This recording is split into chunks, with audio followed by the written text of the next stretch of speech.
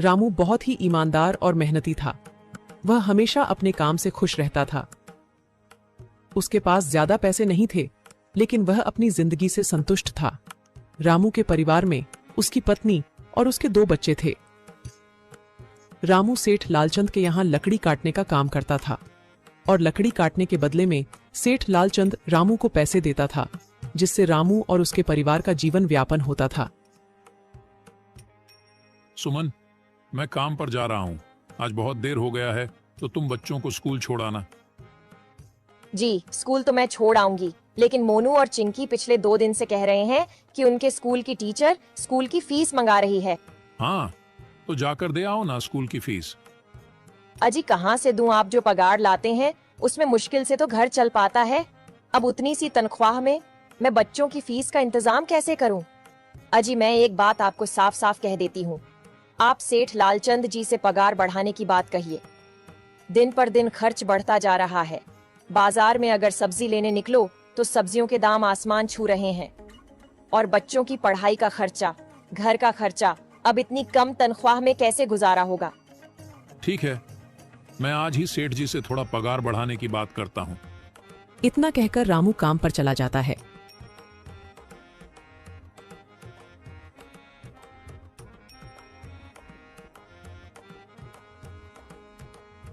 अरे भाई, आज तो पगार का दिन है। देखो, अब यह सेठ लालचंद कोई ना कोई लोचा जरूर करेगा। हमेशा कोई ना कोई बहाना बनाकर पगार कम कर देता है। और अगली बार तो मेरी आधी पगार काट ली थी, यह कहकर कि जो मैंने लालचंद जी से 200 रुपए उधार लिए थे, उसका ब्याज बढ़कर 1000 रुपए हो गया है। इसलिए मैं तुम्हारी पगार में से 1000 रुपए काट रहा हूँ। हाँ हरिया भाई, तुम एकदम ठीक कह रहे हो। ये सेठ लालचंद ना एक नंबर का चालाक और लालची इंसान है। एक तो दुगुना काम ले लेता है और बदले में पैसे भी पूरे नहीं देता। हाँ भाई, मेरे भी अगली बार सेठ लालचंद ने पगार काट लिए थे। मैंने बस 2 छुट्टी ली थी जब मेरी बिटिया बहुत बीमार थी, और इस लालचंद ने इस बात का फायदा उठाकर मेरी पूरी आधी पगार काट ली। हे भगवान, बस सेठ जी, इस बार मेरी पूरी पगार दे दें। बच्चों के स्कूल की फीस भी भरनी है। ऐसे सभी लकड़हारे अपने काम पर लग जाते हैं। काम करने के बाद सेठ लालचंद के पास जाते हैं। सेठ जी, महीना पूरा हो गया है, हमें हमारी तनख्वाह दे दीजिए। देखो भाइयों, अभी मेरे पास तुम्हें देने के लिए पैसे नहीं है। अभी माल नहीं बिका है, सारा माल गोदाम में ही पड़ा हुआ है। कल या परसों तक तुम्हें तुम्हारी तनख्वाह मिल जाएगी। पर सेठ जी, अभी हमारे पास बिल्कुल पैसे नहीं बचे हैं। घर का भी सामान लाना है, बच्चों की फीस भरनी है। अरे मैंने कहा तो सही, 1-2 दिन और रुक जाओ, कल या परसों तक पैसे मिल जाएंगे। अभी मेरे पास पैसे नहीं है। सभी लकड़हारे निराश मन से अपने अपने घर आ जाते हैं। अजी क्या हुआ? इस बार कितना पगार मिला है? सुमन, अभी कोई पगार नहीं मिला। सेठ जी ने कहा है कि 1-2 दिन में पगार मिल जाएगा। पगार नहीं मिला? आपको तो पता है ना, बच्चों की फीस भरनी है। इनकी स्कूल टीचर ने आज साफ साफ चेतावनी दे दी है कि अगर कल फीस नहीं लाई तो बच्चों को घर पर ही बिठा लेना। अब बताओ मैं क्या करूं? मैं क्या करूं सुमन, ये सेठ जी समय पर कभी पैसे देते ही नहीं है। अब तो बस हम इंतजार के सिवा और कुछ नहीं कर सकते। 1-2 दिन की बात है, देख लेते हैं। ऐसे ही 2 दिन गुजर जाते हैं। 2 दिन बाद सेठ लालचंद सबको पगार देता है। अरे हरिया, ये ले अपनी इस महीने की पगार। सेठ जी, यह तो बस 2000 है। मैंने तो इस महीने 3000 तक का काम किया है। हाँ, काम तो किया है, लेकिन तूने 1-1 घंटे आराम भी तो किया है। ये पैसे उसी आराम के कांटे हैं। पर सेठ जी, आपने तो कहा था 8 घंटे काम के महीने में 3000 मिलेंगे, और मैंने तो 8 घंटे काम किया और 1 घंटे आराम। देख हरिया, मुझे ज्यादा हिसाब किताब ना समझा। ये 2000 रख, अगर चाहिए तो, और अगर नहीं चाहिए तो कहीं और काम ढूंढ ले। बेचारे हरिया के पास उन पैसे को लेने की सिवाय और कोई रास्ता नहीं था। हरिया चुपचाप वह पैसे रख लेता है। रामू, ये लो तुम्हारे 2500 रुपए। पर सेठ जी, 2500 क्यों? मेरे तो पूरे 3000 बनते हैं ना। मैंने तो कोई छुट्टी भी नहीं की और ना ही कोई आराम। मैंने तो अपना सारा काम समय पर किया है। हाँ, समय पर तो किया है, पर इस समय बाजार में लकड़ियों का दाम काफी सस्ता हो गया है। इस वजह से अभी तुम्हें भी पगार कम ही मिलेगी जब तक लकड़ियों का दाम नहीं बढ़ता। पर सेठ जी, बात तो 3,000 की हुई थी ना, अब 2,500 में मैं कैसे घर चलाऊंगा? बच्चों की स्कूल की फीस भी भरनी है सेठ जी। इस बार आप पूरे पैसे दे दीजिए। 2,500 ही मिलेंगे तुझे। यहाँ काम करना है तो कर, वरना कहीं और काम ढूंढ ले। बेचारे हरिया के पास उन पैसे को लेने की सिवाय और कोई रास्ता नहीं था।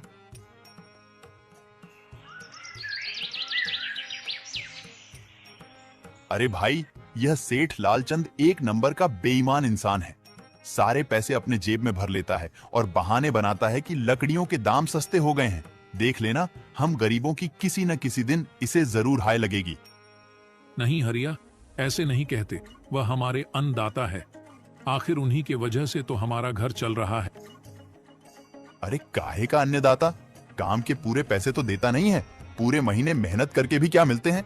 बस ये 2,000 रुपए। इसमें घर खर्च कैसे चलाएं? ऐसे तो हम कभी तरक्की नहीं कर पाएंगे। और हम कर भी क्या सकते हैं हरिया? हमें लकड़ी काटने की सिवा और कोई काम कहाँ आता है? और कोई काम खोलना भी चाहे तो उसके लिए हमारे पास इतने पैसे कहाँ हैं? अब जो भी हो, हमारा तो बस ये सेठ लालचंद ही सहारा है ना। कुछ देर बातें करने के बाद अपने घर की ओर निकल पड़ते हैं। जी आ गए आप। कितनी पगार मिला है? सुमन, इस बार सेठ जी ने बस 2,500 रुपए ही दिए हैं। बस 2,000? इतने में कैसे घर चलाएंगे? बच्चों की फीस में ही 1,000 रुपए निकल जाएंगे। फिर 1,500 में क्या क्या करेंगे? अब मैं क्या कहूँ सुमन, अब तुम्हें इसी में ही गुजारा करना होगा। तुम सबसे पहले बच्चों की फीस भर देना, इसके बाद बाकी का मैं देखता हूँ। अजी आप क्या देख लोगे? सेठ जी से पूरे पैसे तो मांगे नहीं गए आपसे? नहीं सुमन, मैंने सेठ जी से पैसों के लिए कहा था, पर सेठ जी ने साफ इनकार कर दिया और कहा, यह लेना है तो लो, वरना कहीं और काम ढूंढ सकते हो। मैं सोच रहा हूं कि लकड़ी काटने के बाद मैं कहीं और भी काम ढूंढ लूं। सेठ जी के यहां से काम करने के बाद मैं दूसरी जगह पर काम किया करूंगा, इससे कुछ ज्यादा आमदनी हो जाएगी। आज ही मैं सेठ जी के यहां पर काम करने के बाद और भी जगह काम ढूंढने जाऊंगा। इतना कहकर रामू काम पर निकल जाता है और जैसा कि रामू ने कहा था, वह लालचंद के यहाँ काम करने के बाद काम की तलाश में निकल जाता है। रामू पूरे गांव में काम ढूंढता है, दुकानों दुकानों पर जाकर लोगों से काम मांगता है, मगर हर जगह रामू को केवल निराशा ही हाथ लगती है। अंत में थक हार कर रामू वापस जाने लगता है। तभी वह देखता है कि अचानक बहुत सारे भैंसों का झुंड उसकी तरफ दौड़े आ रहा है। यह देखकर रामू बहुत डर जाता है। वह इधर उधर देखता है तो उसे एक गुफा दिखती है और वह गुफा में जाकर छुप जाता है। जब भैंसों का झुंड वहां से निकल जाता है तब रामू की जान में जान आती है। हे भगवान, आज तो बाल बाल बच गया मैं, वरना आज तो मैं इन भैंसों के पैरों तलों तो कुचला ही जाता। पर यह मैं कहां आ गया? रामू यह सब सोच ही रहा था कि तभी उसकी नजर गुफा में रखी एक टोकरी पर जाती है। रामू उस टोकरी के पास जाता है। ये कैसी गुफा है? ये कैसी टोकरी यहाँ पड़ी है? इसे मैं घर ले जाता हूँ, सामान रखने के काम आ जाएगी। रामू जैसे ही उस टोकरी को हाथ लगाता है, गुफा में से एक आवाज आती है, रुक जाओ, इसे छूने की कोशिश मत करो। यह आवाज सुनकर रामू एकदम पीछे हट जाता है। तभी गुफा में एक जिन्न प्रकट हो जाता है और वह रामू से कहता है, कौन हो तुम और मेरी गुफा में क्या कर रहे हो? मुझे माफ करना, आप जो भी हो। कुछ भैंसों का झुंड मेरे पीछे पड़ गया था और उनसे बचने के लिए मैं इस गुफा में आकर छिप गया और फिर मेरी नजर इस टोकरी पर गई। माफ कीजिए, मुझे लगा यहाँ कोई नहीं है तो यह टोकरी किसी की नहीं होगी, इसलिए मैंने इसे छुआ। रामू, तुम्हें डरने की जरूरत नहीं है। मैं तुम्हारे बारे में सब जानता हूँ। मेरी नजर एक बार भी जिस पर पड़ जाती है, मैं उसका इतिहास अपनी खुली आंखों से देख सकता हूँ। पर आप है कौन और आप इतने विचित्र क्यों दिखाई पड़ रहे हैं? आप अपना परिचय दीजिए। कौन है आप? मैं एक जिन हूँ और मैं कई सालों से इस गुफा की रक्षा कर रहा हूँ। यह गुफा मेरे पूर्वजों की है। इस गुफा में केवल वही इंसान घुस सकता है जिसका मन बिल्कुल पवित्र हो। अगर तुम अपवित्र होते तो तुम इस गुफा में कभी नहीं घुस पाते। तुम एक सच्चे इंसान हो, इसलिए तुम इस गुफा में घुस पाए और इस टोकरी को छू पाए। अब तुमने इस टोकरी को छुआ है तो यह टोकरी तुम्हारी हुई। नहीं, मुझे ये टोकरी नहीं चाहिए, मैं तो बस देख रहा था। डरो मत रामू, तुम ये टोकरी ले जाओ। ये कोई साधारण टोकरी नहीं है, बल्कि यह जादुई टोकरी है। जादुई टोकरी? क्या यह वही जादुई टोकरी है जिसके बारे में हमारी दादी कहानी सुनाई करती थी कि किसी गांव में एक जादुई टोकरी हुआ करती थी और वह सबकी इच्छाएं पूरी करती थी? हाँ रामू, ये वही जादुई टोकरी है। अब तुम इस टोकरी के मालिक हो। तुम इसके इस्तेमाल से अपनी स्थिति सुधार सकते हो, पर याद रखना, तुम जो भी वस्तु इस टोकरी में एक बार डालोगे, वह चीज ही तुम्हें बार बार इस टोकरी में डालनी होगी। इसके अलावा तुम और दूसरी कोई चीज इस टोकरी में नहीं डाल सकते। अगर तुमने ऐसा किया तो इसका परिणाम तुम्हें ही भुगतना होगा। मेरी इस बात को हमेशा ध्यान में रखना और सोच समझकर बिना लालच किए इस टोकरी में वह ही सामान रखना जिसकी तुम्हें जरूरत हो। रामू टोकरी को लेकर घर आ जाता है। सुमन, ये देखो, ये मैं क्या लेकर आया हूँ। क्या लाए हो आप? बस ये एक टोकरी। सबसे पहले यह बताइए, आप तो काम की तलाश में गए थे ना, तो कोई दूसरा काम मिला कि नहीं? नहीं। अरे सुमन, मेरी पूरी बात तो सुनो। ये कोई ऐसी वैसी टोकरी नहीं है, बल्कि ये एक जादुई टोकरी है। रामू सुमन को वह सारी घटना के बारे में बताता है जो उसके साथ हुई। अच्छा, तो आपका कहने का मतलब है कि इस टोकरी में हमें कोई ऐसी चीज डालनी होगी जिसकी हमें सबसे ज्यादा जरूरत हो। हाँ सुमन, हमें सोच समझकर ही इसमें कोई चीज डालनी होगी। रामू थोड़ी देर सोचता है, फिर उसका ध्यान उन लकड़ियों पर जाता है जो एक बार उसने सुमन को रखने को दी थी। सुमन, तुम्हें याद है, एक बार मैं जंगलों में लकड़ियां काटने गया था तो मुझे एक चंदन की लकड़ी मिली थी और वह मैंने तुम्हें लाकर दे दी थी। हाँ, दी तो थी। तो तुम उस लकड़ी को ले आओ। हम उस चंदन की लकड़ी को ही इसमें डालेंगे और उस लकड़ी से अपना एक व्यापार शुरू करेंगे। सुमन चंदन की लकड़ी को ले आती है और उसे टोकरी में डाल देती है। वह जैसे ही चंदन की लकड़ी उस टोकरी में डालते हैं, उसमें कई सारी लकड़ियां आ जाती हैं। अरे वह, यह तो चमत्कार ही हो गया। ये देखिए, कितनी सारी चंदन की लकड़ियां हो गई। अगर आप इसको बेचेंगे तो इससे काफी अच्छे पैसे मिलेंगे।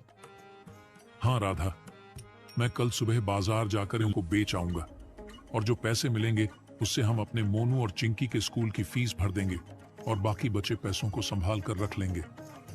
अगले दिन रामू लालचंद सेठ के यहाँ काम पर न जाकर चंदन की लकड़ियों को बेचने के लिए बाजार की ओर निकल पड़ता है।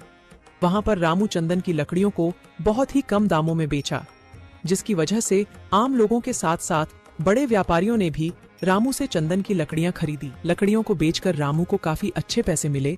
पैसों को लेकर चंदन घर आ जाता है। ये देखो सुमन, उन लकड़ियों को बेचकर मुझे कितने सारे पैसे मिले हैं। ये लो कुछ पैसे, इससे तुम कल मोनू और चिंकी के स्कूल की फीस भर देना। अच्छा, तो मैं काम पर जाता हूँ। अजी, आपके पास तो अब यह जादुई टोकरी है, तो अब आपको उस सेठ लालचंद के यहाँ काम करने की क्या जरूरत है? हाँ सुमन, मैं सेठ लालचंद जी के यहाँ काम पर नहीं जा रहा, बल्कि मैं तो वहाँ पर जो काम कर रहे बाकी के लकड़हारे हैं उन्हें ये खुशी की खबर देने जा रहा हूँ, क्योंकि सेठ लालचंद जी से मेरे साथ साथ वह लकड़हारे भी बहुत परेशान थे। इसलिए अगर मेरा भला हो रहा है तो क्यों ना मैं उन सभी का भला करूं। वह सभी बहुत ईमानदार लकड़हारे हैं, वह सभी बहुत मेहनत से काम करते हैं, मगर लालचंद ने कभी भी उनको उनकी मेहनत के सही पैसे नहीं दिए। इसलिए मैंने सोचा है क्यों ना मैं उनको अपने इस काम में शामिल कर लूं। हाँ जी, बात तो आपकी बिल्कुल सही है। अगर आप सभी लोग एक साथ मिलकर काम करेंगे तो हम सब बहुत जल्द ही तरक्की हासिल